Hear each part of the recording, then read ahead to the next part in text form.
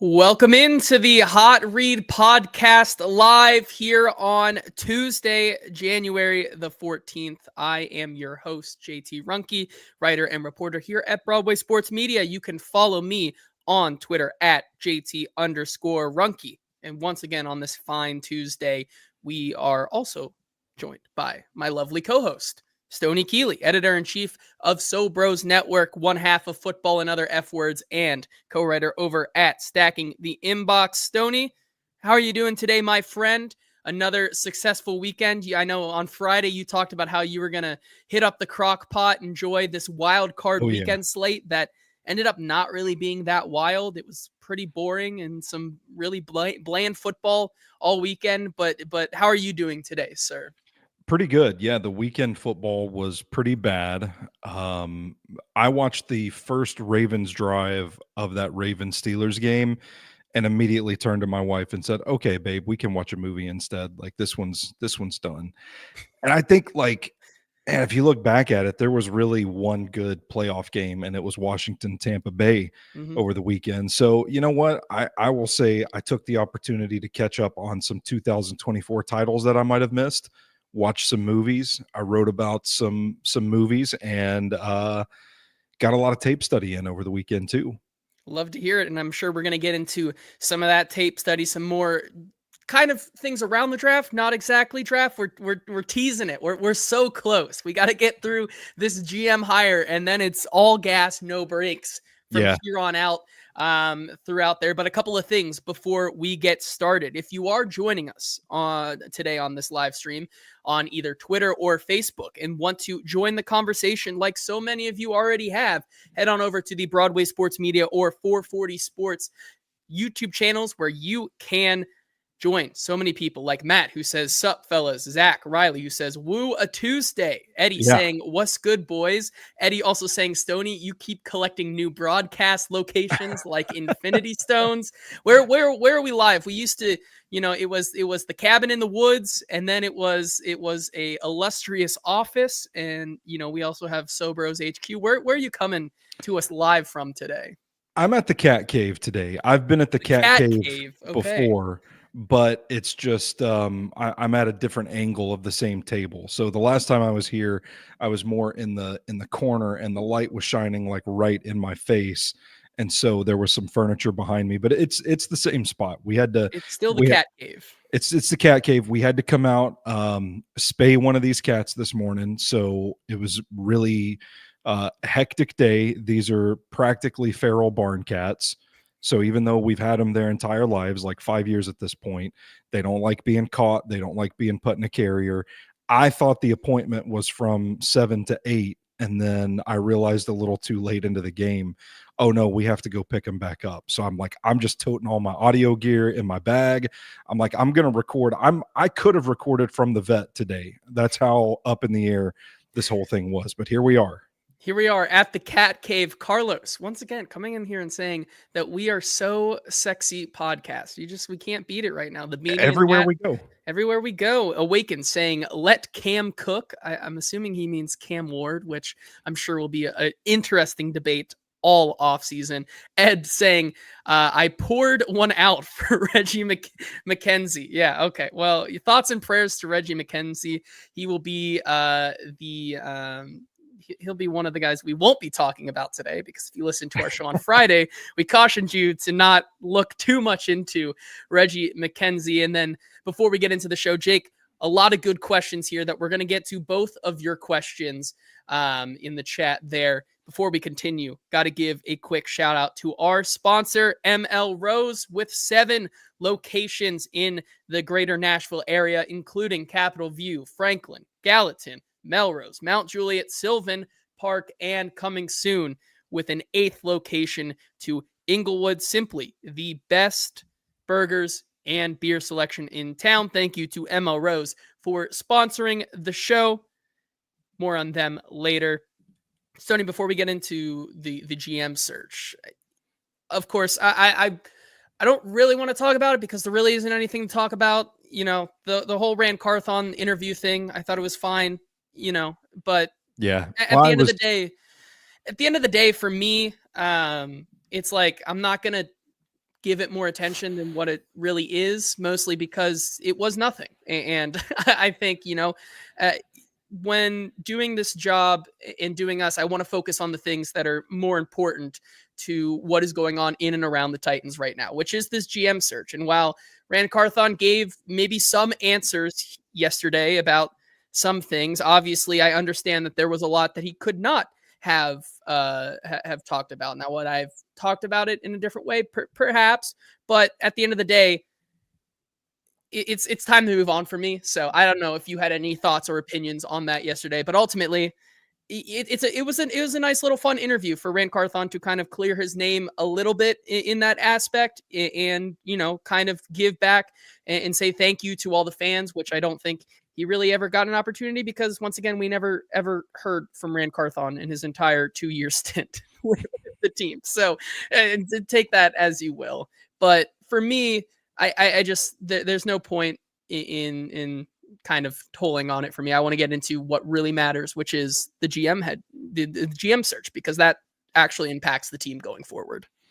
Yeah, I mean, I'm totally cool with that. The world doesn't need to hear my opinion on that interview. I'll say this. I had a couple of group chats that were on fire yesterday morning talking about how this man was going to go scorched earth, and I chimed in trying to cool people down a little bit. Yeah. I'm like, I don't know.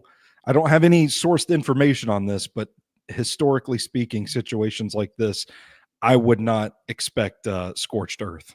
Yeah. And that's that. It was, hey, it's nice to see Rand's looking healthy. Yes. And you know what is important though? Dak Prescott to Nashville. Who Yes. says no? This is the biggest thing. This is so important right now. Dak Prescott coming to Nashville. I said this kind of jokingly yesterday because I have one of my close friends from back home. He is an Eagles fan and kind of just likes to throw out insane takes.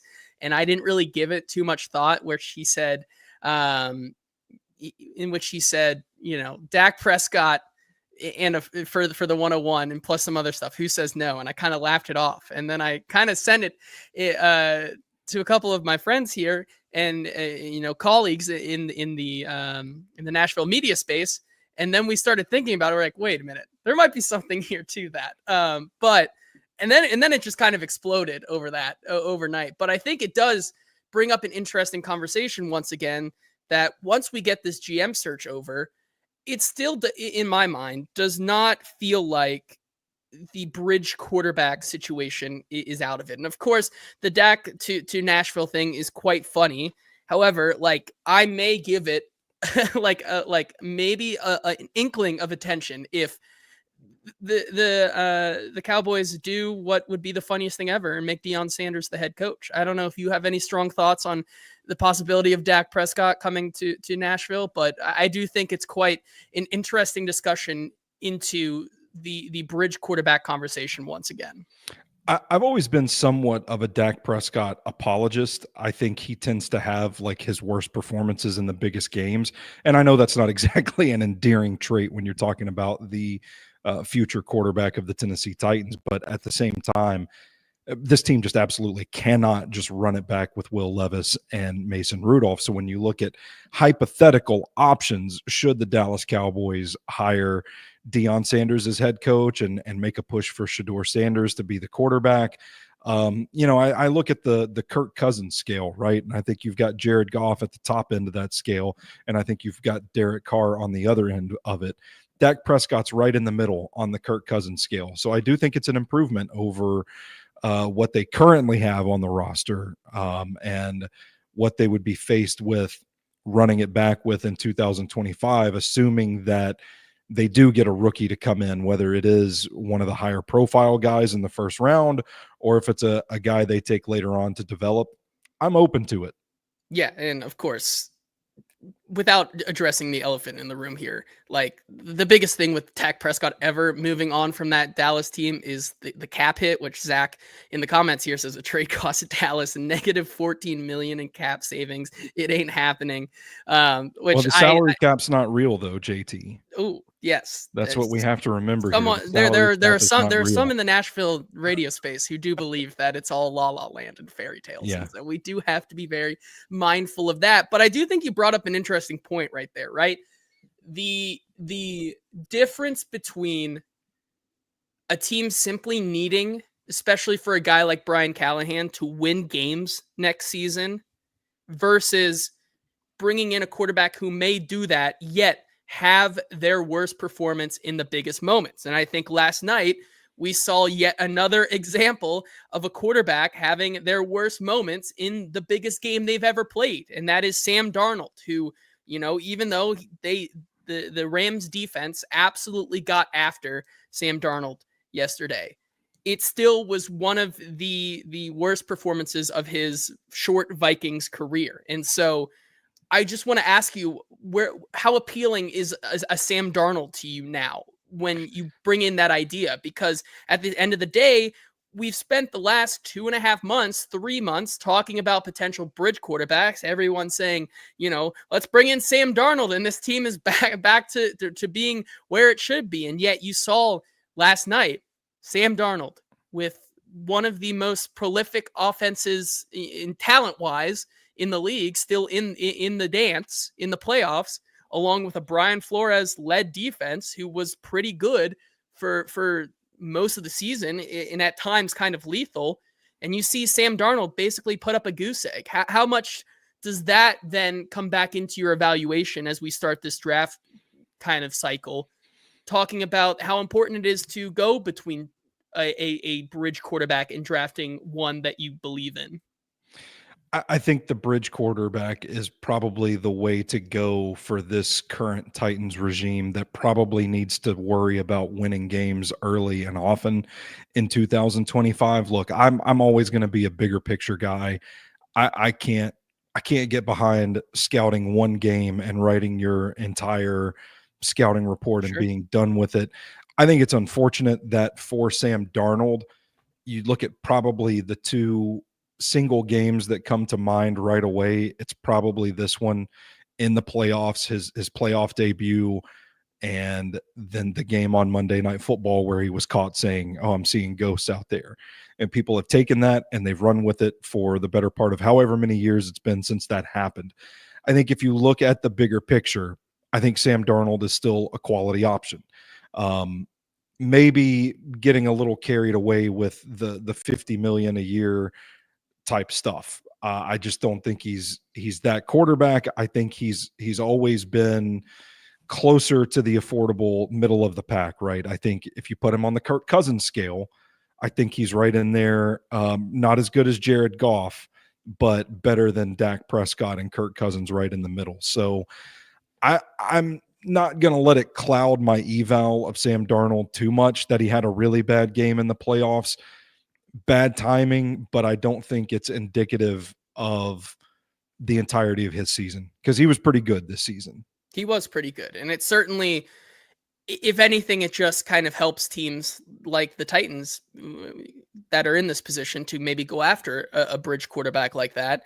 Kind of brings that cap number or that contract number down a little bit. I saw someone joke that Sam Darnold's performance in terms of how it affects his next future contract after that performance is kind of like trying to pull out of or cash out a parlay that you put in for like $10 and now it's down to like 257 or something and you cash out, still trying to get something back after that.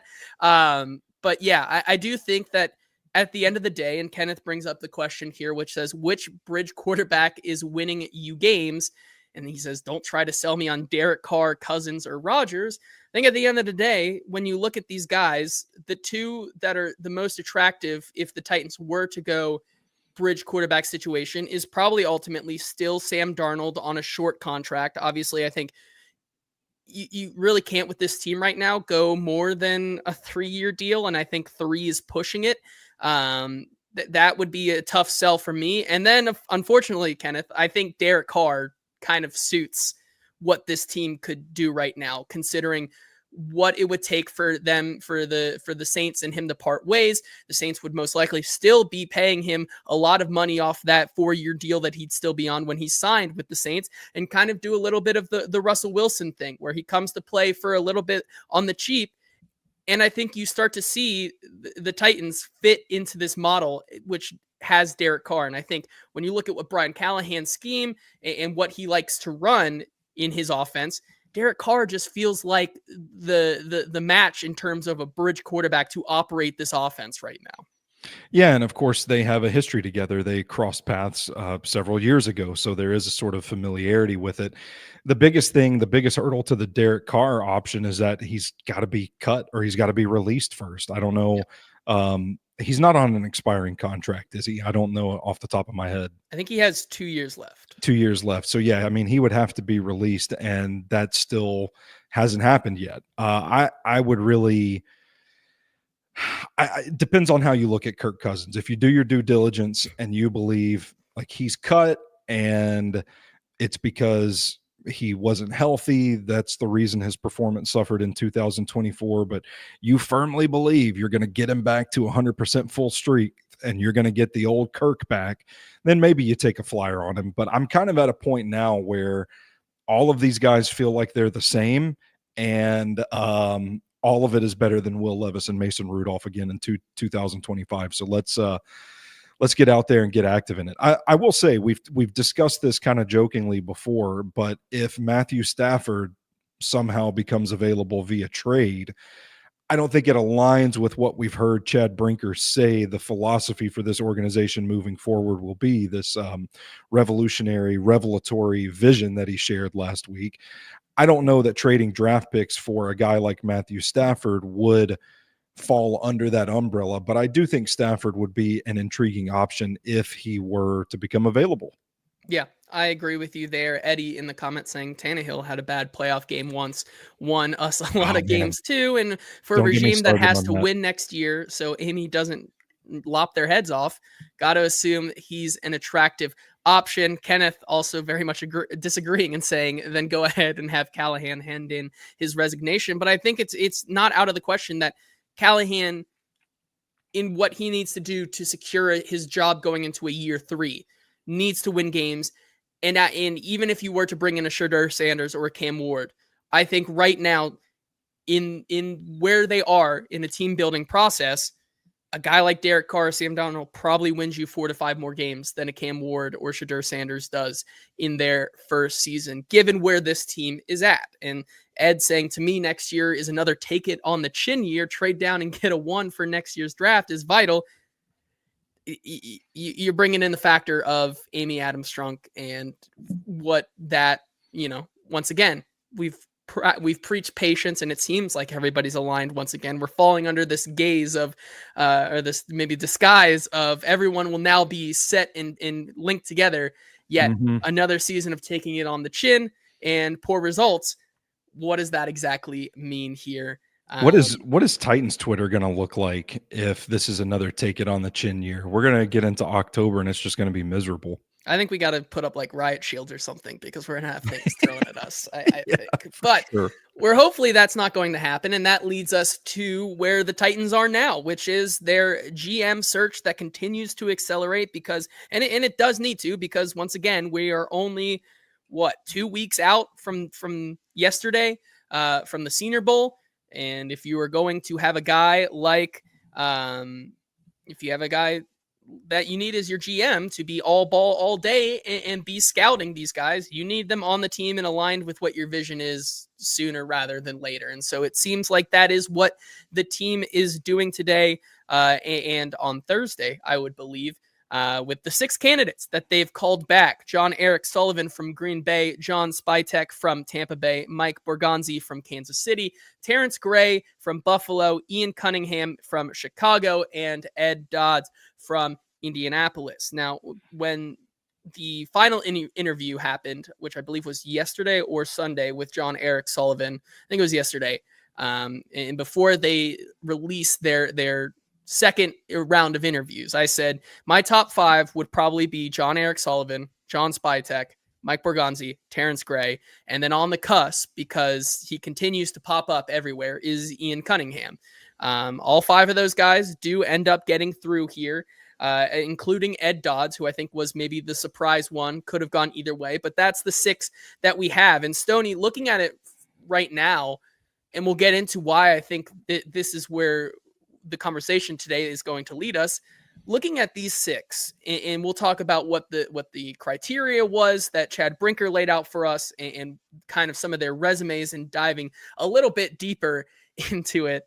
Um, for me, I look at this list and I say, yeah, even if, obviously I would, how I said them is how I would rank them. I don't know if you differ, which being Eric Sullivan, Spytek, Borgonzi, Gray, Cunningham, Dodds.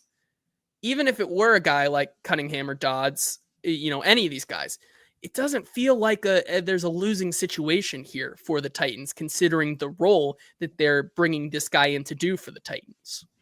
Yeah, I would agree wholeheartedly. And I know our buddy Easton chimed in the DMs. It's a win, win, win, win, win, win situation.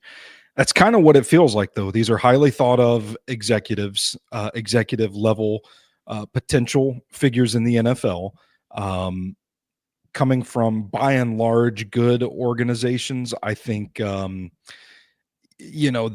Bears and the Colts have a little bit of a stink on the franchise right now, but I think they've also drafted pretty decently. And I think that's a big part of this, like getting a scout in this role, so to speak, getting people from programs that draft and develop, truly draft and develop.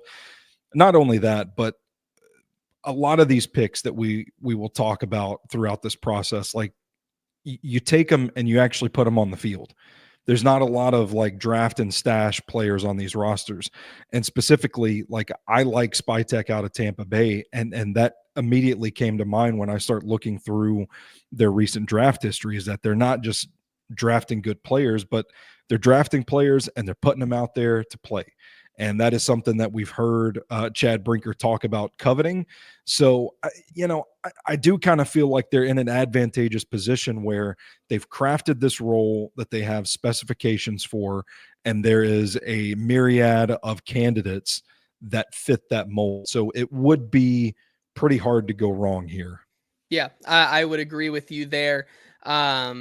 Let's just talk about it, like the vision. And once again, Michael in the comments here says a win-win on paper does not equate to wins on the field. However, I do, when I say win-win situations here, I mean that all of these guys have an extensive background being the guy or right next to the guy in these draft rooms, and having a really big hand in the talent evaluation and scouting, something that I think we've had questions about over the last 2 years with Brand Carthon, and even before that with the last couple of years of the John Robinson era, right?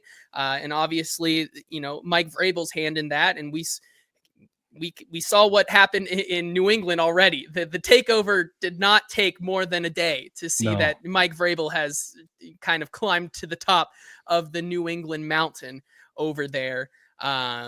So for me, I think when you talk about these guys and their resume, it feels like you're winning because you're bringing in a guy who is going to be in this role defined by Chad Brinker, the GM, maybe not exactly the GM. You're going to see a guy who is truly all about the ball, someone who maybe we haven't seen in quite a while, and a fresh perspective from one of these teams that, for the most part, outside of Chicago and Indianapolis, have been in the playoffs and have produced guys who have made impacts at the next level. And so that's where we are on these guys, because when you look at the vision that Chad Brinker kind of detailed here, right? Draft, develop, and retain.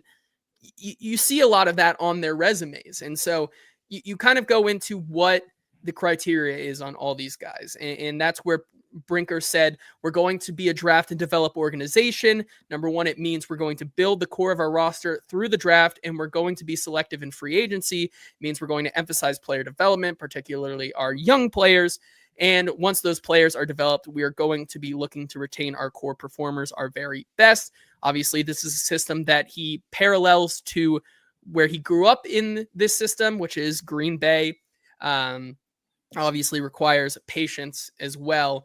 But the particular job they're looking for this guy to do is a guy who has spent their career as a scout, is a top flight, top level evaluator who has spent the majority of their career projecting college players to the National Football League. And they've had a major hand in setting the draft board in preferably a consistent winning organization.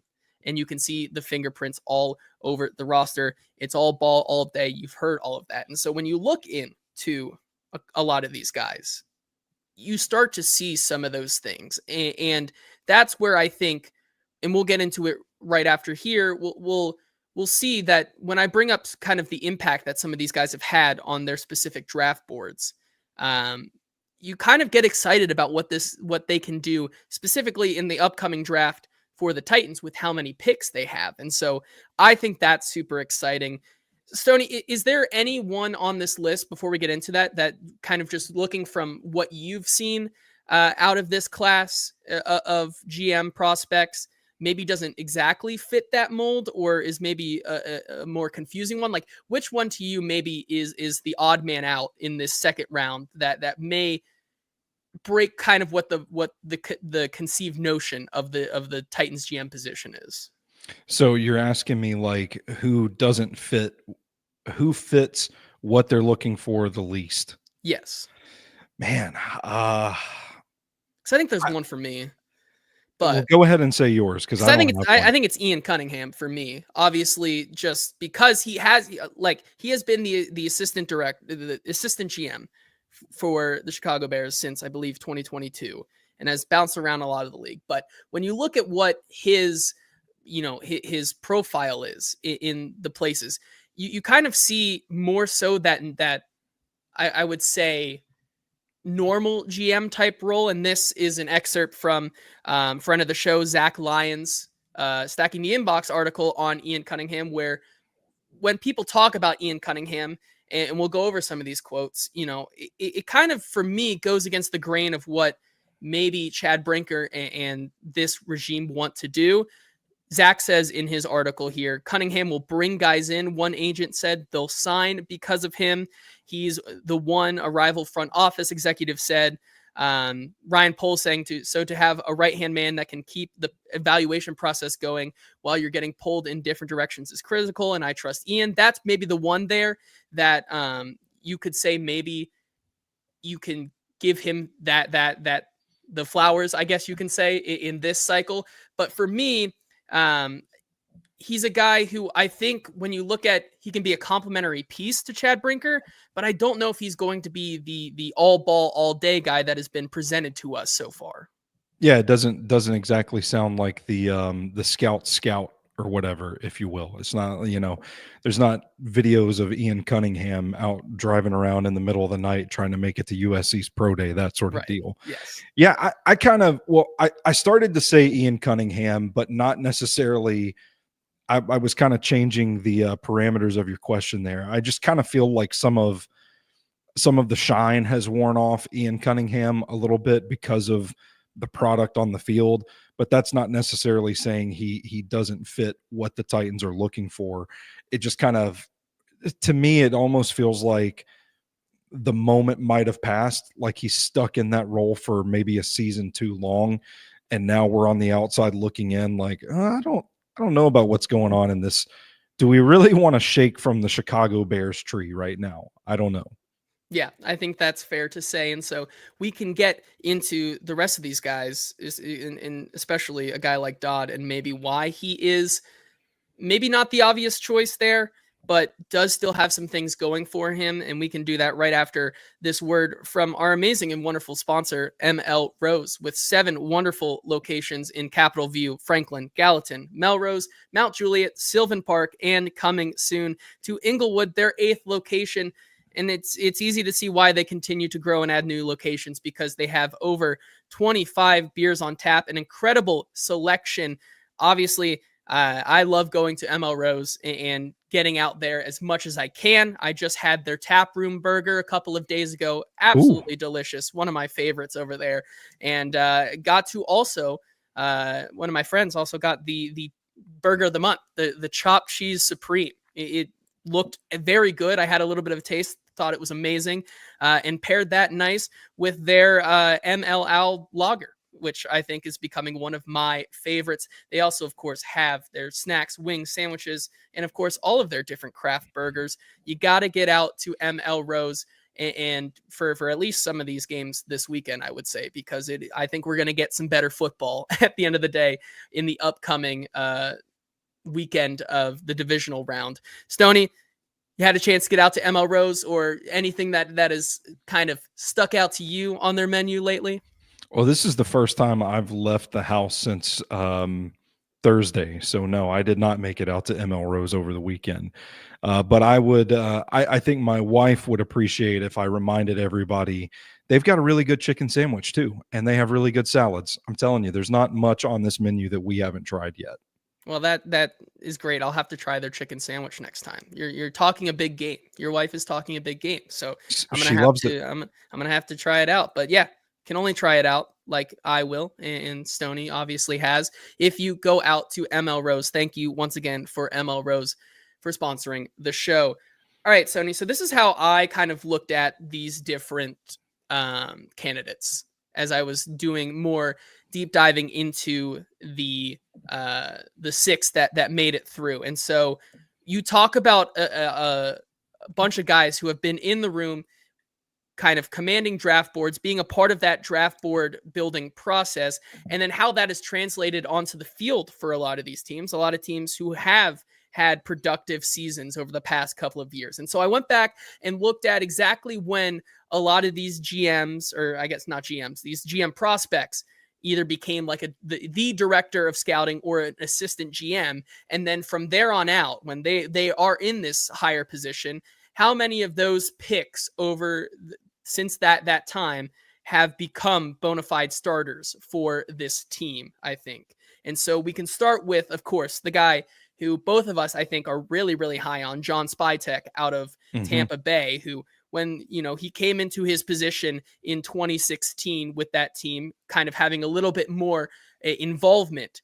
Since then, they've had 7 starters still on the roster to this day on the offensive side of the ball, and 10 on the defensive side of the ball. A defense that, when you look at it and what they've been able to do over the past couple of years, with all of their picks, have created a defense that has been competitive and have been able to really bring it on the field, which we haven't seen maybe since the veterans have kind of left after that Brady Super Bowl era team. But still, I mean, it's no question that when you look at both the offensive and defensive side of the ball, I think for John Spytek, you see his fingerprints all over that team, and you see the kind of day one impact starters that they continue to draft, whether you look at it like Kalijah Cansey, whether you look at it like Bucky Irving, Cody Mock, all these guys that we also kind of were high on as well. You see them going to the Buccaneers and contributing from day one.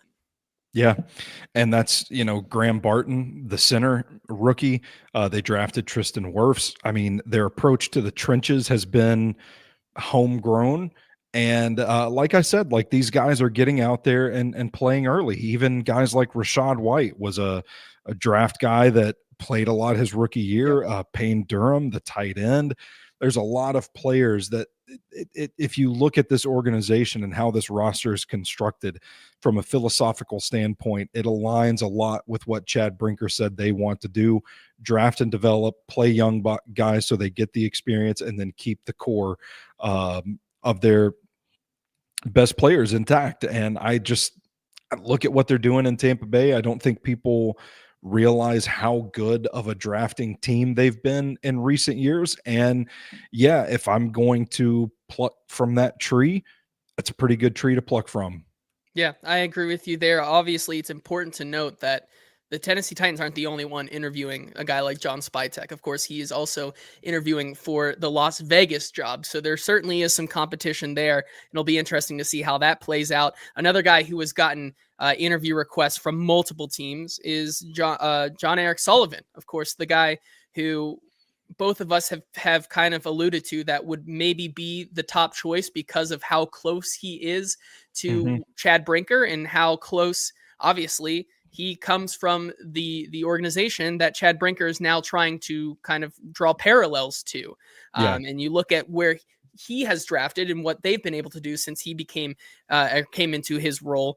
10 offensive players, which I think is really incredible when you look at that Green Bay team. Almost the entire offensive line, as well as their wide receiver core, of young guys as well, and then 9 on the defensive side, including some guys who aren't even, being the starters and playing more in rotational roles, like their first round pick from 2 years ago, Lucas Van Ness, who certainly has not exactly panned out like I would have liked to, because I was one of his biggest fans when he came out, but still, like, guys making impact plays throughout the season. And so when you look at John Eric Sullivan, who has much as good of a track record in drafting and finding impact players, maybe not stars per se, but impact players is what we're talking about here. Mostly starters for these teams. And you consider the connection he has with Brinker, it makes it a no-brainer to see why he might be the favorite, or maybe the lead right now in this GM interview process. Yeah, I mean, we look at the relationship obviously going back, but then I circle back to what I said about Tampa Bay to add that layer to it. These guys are playing right away. Evan Williams, the safety, I liked him a lot. He was on my hidden gems list out of this last draft cycle, playing a lot of snaps, playing pretty well for the Green Bay Packers. They draft Edgerrin Cooper. He's playing right away. They go. It's not just that they retool the offensive line through the draft, but they add depth to it. Like, they're just constantly cycling guys there. My guy Travis Glover, also on my hidden gems list.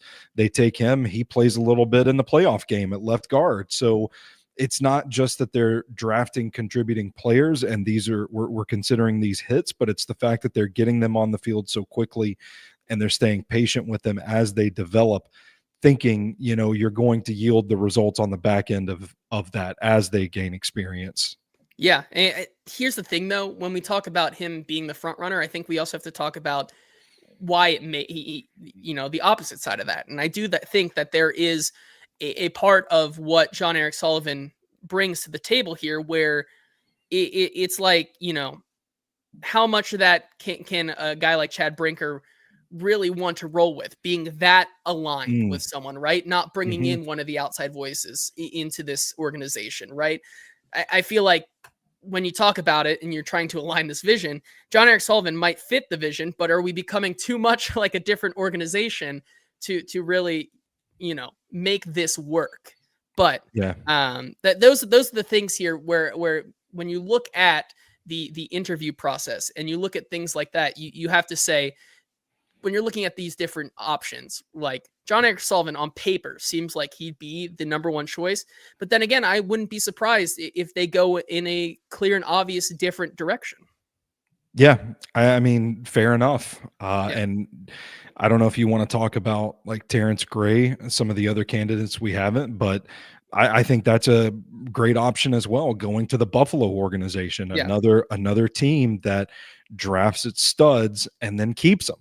And Terrence Gray has experience as a road scout. I mean, he's been out on the streets. He's been down in the sewer, in the trenches, as a scout. So he has that background and experience. And it would be sort of I don't want to say a contrarian voice to just making it Green Bay South, but I think adding experience from another organization, the way that they do things, could be valuable and still meet the requirements of the job that you set forth. Yeah, and we can move right to Terrence Gray there, where you look at where he's been since 2020, kind of going into the role that he is now, right? It's not as much finding these starting players for this Buffalo team, right? It's been a little bit different. Only 5 offensive starters and 6 defensive starters drafted since he came into his role now, but he was the director of college scouting when the Bills drafted Josh Allen. And I think that is interesting, because when I brought up maybe some reasonings why he would fit the bill here in Tennessee on Friday, you go back to what he's done for the Buffalo Bills organization in terms of quarterback scouting. And how important is that when this team, especially Chad Brinker and Brian Callahan, start to talk about the difference between maybe going quarterback at 1 or sticking and picking one of these blue chip prospects at 1 that's not a quarterback, or trading back. That's where a voice like, Gray's could really come into effect here. And I think that's what makes him such an intriguing option. But like you said, a little bit of a differing voice that could really be interesting in this room. Now, it also is important to note that I believe Gray's only interview process right now, the only team he's interviewing for is Tennessee. So it wouldn't be surprising to me to see them really like him. And because they, if he kills his interview, we could be on Friday's show talking about Gray or one of these other guys as the candidate, because I do believe that the report that came out earlier today, when I pull it up here, or right as I think when we came on the air, from Albert Breer, the Titans will hold second GM interviews with Mike Bergonzi, Ian Cunningham tomorrow, and then Spytek and John Eric Sullivan on Thursday. Like, we might be getting through this process very, very quickly. When you kind of interview a guy like Gray today and then get through the rest of your due diligence, right? But yeah, and then you talk about, oh yeah. Well, I was just going to add something else on Gray. The interesting thing about his experience in scouting Josh Allen is that Josh Allen didn't necessarily have the best tape coming out of Wyoming. So one of the questions I would have, given that I'm theoretically a franchise looking for a quarterback in a class that doesn't have a lot of proven guys in it, if any, you might say, there's an argument out there for that anyway. But my question would be, what was it about Allen that you saw that made you have faith that he could be the franchise quarterback and made you comfortable taking him in the first round? Because what we have here in this class is guys that have some spotty tape, but we want to know if you can replicate that process and help us find a guy that can fill this role. And I think that is something unique to Gray, that is experience that he could provide, is like, hey, you helped scout Josh Allen, and that was a dice roll. It doesn't look like a dice roll now, but in 2018, when this guy was coming out of Wyoming, it was a major dice roll. So what was that process like? And what were the decisions being made? And ultimately, what was the case for ignoring some of the not so positive tendencies on tape and taking the guy anyway? Yeah, I totally agree with you there. I think that's one of the most intriguing ones on the list, which then leads us to another one of like the no-brainer ones to me, which their reputation precedes them in Mike Borgonzi from the Kansas City front office. Of course, he has quite the connection with Chad Brinker, of course, being the pair that kind of really led the charge on the L'Jarius Sneed, the L'Jarius Sneed trade. Bergonzi, just like Gray, not that many starters per se for his team since he had his job starting in 2015, which take that with a grain of salt, of course, right? Now that we're in 2024, it's been a long time. But Bergonzi, 5 offensive starters, still 9 defensive starters. And it's important to note that even on their playoff runs, right? The Chiefs had 8 rookies play and beat the Eagles.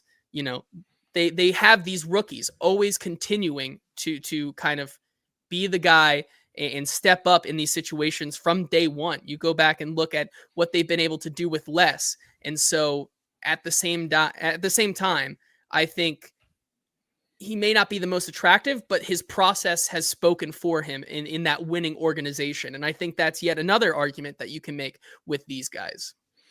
Yeah, for sure. And another example of a draft and develop kind of program. I mean, it feels like the Kansas City just kind of reloads every offseason, and you wonder, you're looking up suddenly the following December, like, how did we get here? And everybody, I think, attributes a lot to Patrick Mahomes and Travis Kelce and the magic that they have together. But when you look at the back end of this Chiefs roster, they have depth.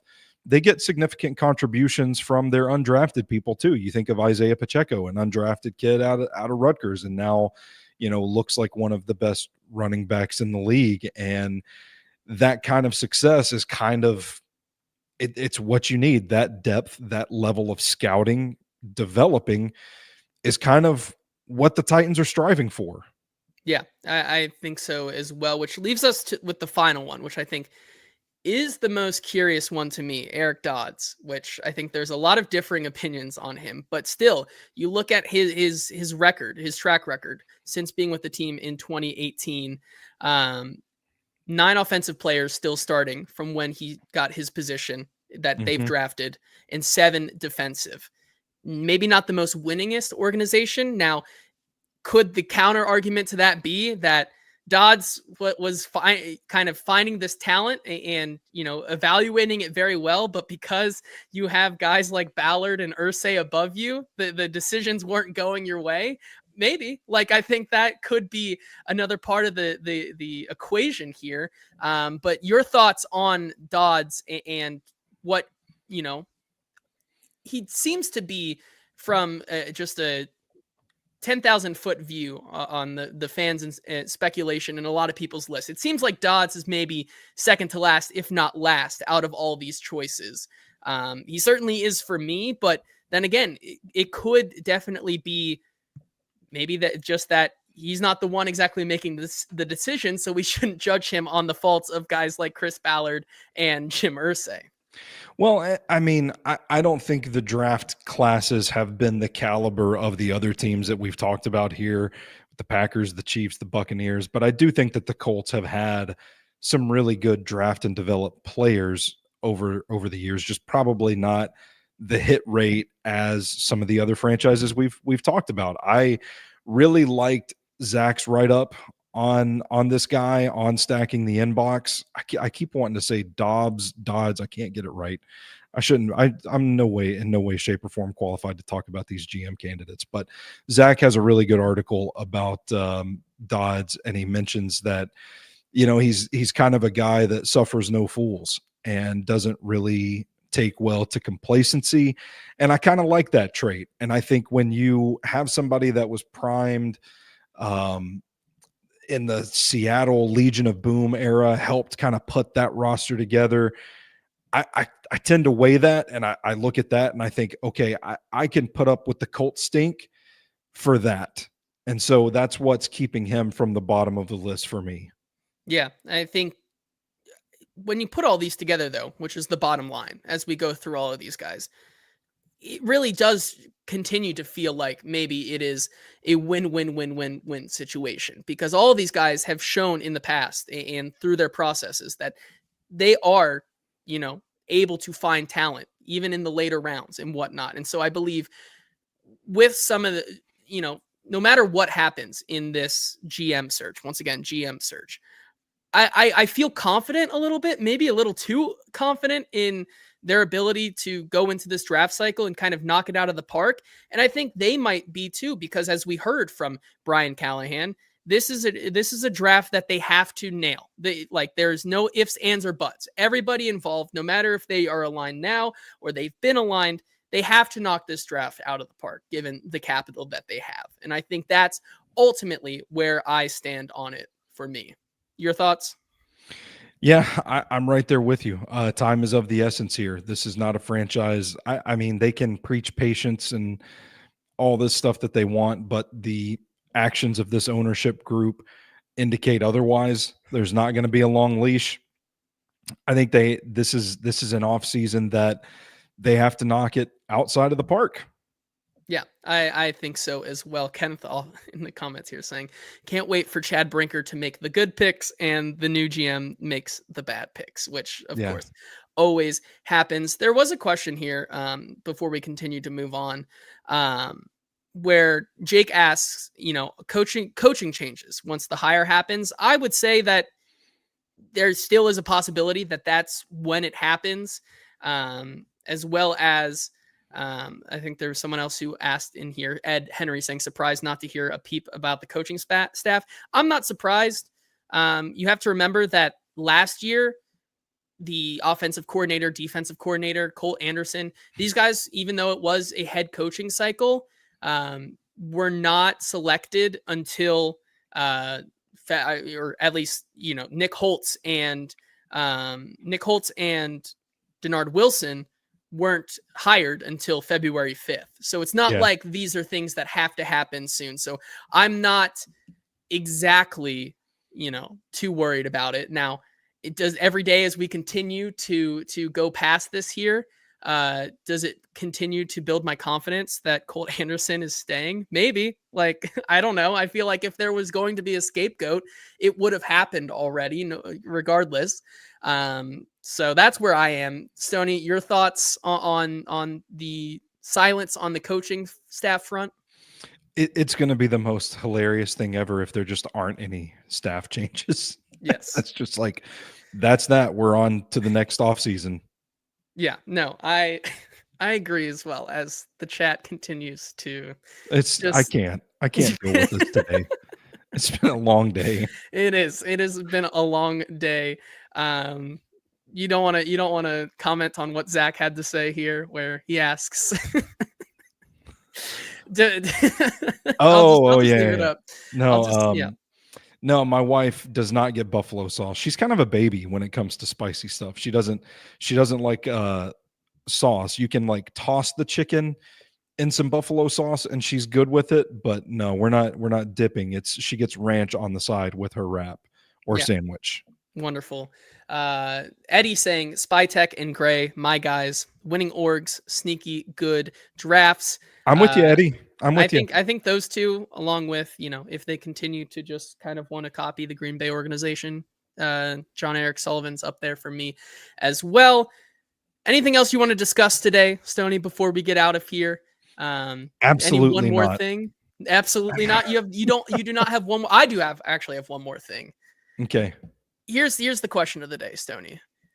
When you go into a sauna, Mm-hmm. what kind of shoe wear would you expect to go into that sauna with? Not going in with any shoes. No shoes. What about No. socks? No. Okay. Well, apparently, friend of the show, former host of the Hot Rate podcast, Easton Freeze, who continues to share a sauna with a certain Jets head coach candidate who may or may not, from our draft show a year ago, be a toes factory. You make it sound like there's some secret romantic interest here. I do used to say there isn't, but Yeah. either way, Easton apparently wears socks and shoes into the sauna, which he thought wasn't weird.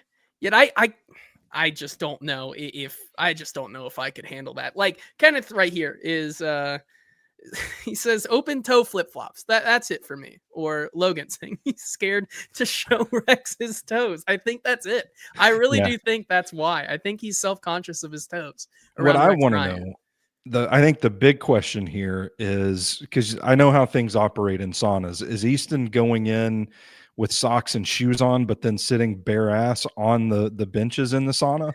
Is it a towel and then a socks and shoes situation? Easton says I keep them laced up tight around Rex. You would too, you liars. I don't think I would. I wouldn't. No, I wouldn't. I mean, I've walked through disgusting stuff barefoot before. Like I go like check the mail barefoot. I walk around my neighborhood barefoot. I've played frisbee golf barefoot, like in the dirt before. I mean, it shouldn't surprise anybody that has seen me, much less seen my feet. I've been told that I have hobbit feet. I am far from qualified to be an expert on footwear. I simply never wear shoes unless I have to. He says socks, tennis shoes, and shorts. That's the sauna outfit. This is a YMCA. Nobody is naked. Okay, well, that's what I wanted to know. Yeah. So Rex Ryan is not naked in the sauna. So okay. Yes, but okay.